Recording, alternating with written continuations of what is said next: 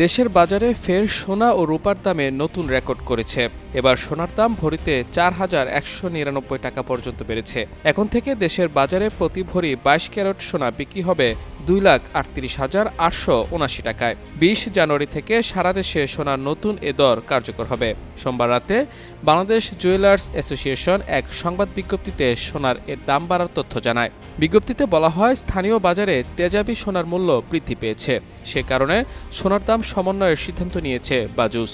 নতুন মূল্য অনুযায়ী ২১ ক্যারেটের এক ভরি সোনার দাম বেড়ে ২,২৮,০৩১ টাকা নির্ধারণ করা হয়েছে। আকিজ নিয়ে এলো বিশ্বমানের বেবি ডায়াপার মাম্মাম। কটন সফট ম্যাটেরিয়াল, বাবুকে দেবে র্যাশ ফ্রি সুপার কমফোর্ট। এছাড়া ১৮ ক্যারেটের এক ভরি সোনার দাম ১,৯৫,৪৩০ টাকা নির্ধারণ করা হয়েছে।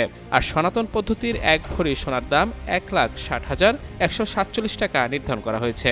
এছাড়া দাম বেড়ে সোনার সঙ্গে রেকর্ড করল রূপাও। ২২ ক্যারেটের রূপার ভরি ৬,২৪০ টাকা, ২১ ক্যারেটের রূপার ভরি ৫,৯৪৯ টাকা এবং ১৮ ক্যারেটের রূপার দাম ভরি প্রতি ৫,১৩২ টাকা নির্ধারণ করা হয়েছে। আর সনাতন পদ্ধতির এক ভরি রূপার দাম ৩,৮৪৯ টাকা নির্ধারণ করা হয়েছে।